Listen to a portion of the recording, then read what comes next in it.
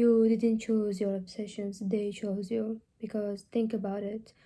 Nobody sat you down and said, you will love languages, you will read books in 3 different languages and still want more of it, and you will find neuroscience at 2 a.m. and not be able to stop reading it. It just happened over and over until it became undeniably you.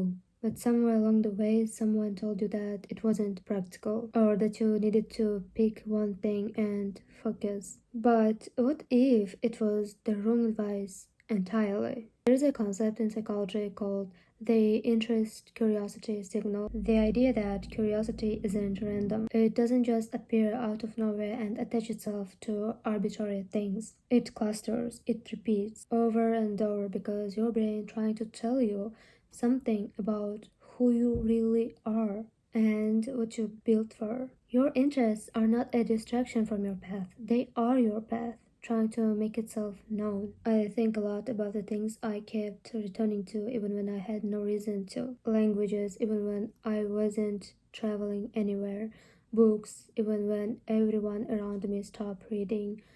Neuroscience, even when in my life nobody cared about it. Not because I was disciplined, not because I had a plan, because something in me recognized something in those things, and that recognition, that feeling of this is mine, this belongs to me, is not nothing. It's data, it's your nervous system pointing. Neuroscientists studying curiosity have found that when you're doing something your brain really interested in, not something we think we should be interested in, but something really pulls us. The brain releases dopamine, not as a reward for finishing, as a reward for the pursuit itself. Your brain is designed to chase what it's drawn to. It was never designed to chase what makes sense on paper. And I think this is where a lot of us get lost. We spend so much energy trying to want the right things, practical things, the things that have a clear outcome, a clear career path, a clear explanation when someone asks,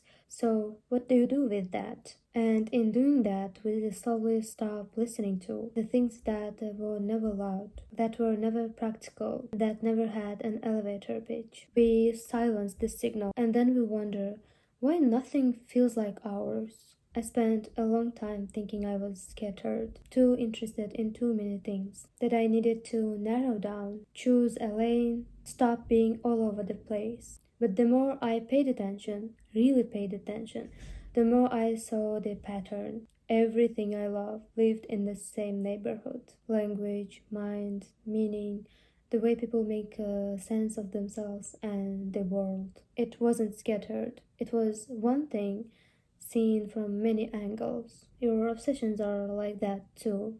They just look like separate interests, but underneath they are pointing to the one thing, to the same thing, something true about you that hasn't fully surfaced yet.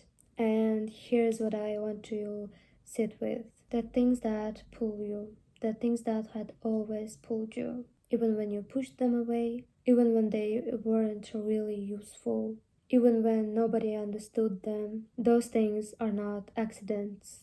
They are the most honest thing about you. More honest than your resume, more honest than most of your plans, more honest than the version of you that you perform for other people. There's a real reason why you can spend hours on something that nobody's paying you for. There's a reason why certain books feels like coming home. There's a reason why you keep returning to the questions even when you've moved on to other things. Your brain is not wandering, it's searching. And it knows exactly what it's looking for. So the next time you feel pulled towards something, something that doesn't make sense, something that you can't quite justify, something that just feels like yours, don't ask if it's practical. Don't ask if it will lead somewhere. Just ask one thing. Why does it feel like mine? Because that feeling, that quiet, persistent, completely irrational pull is the most important data you have. The things that you are drawn to, trying to tell you something. It's time to start listening.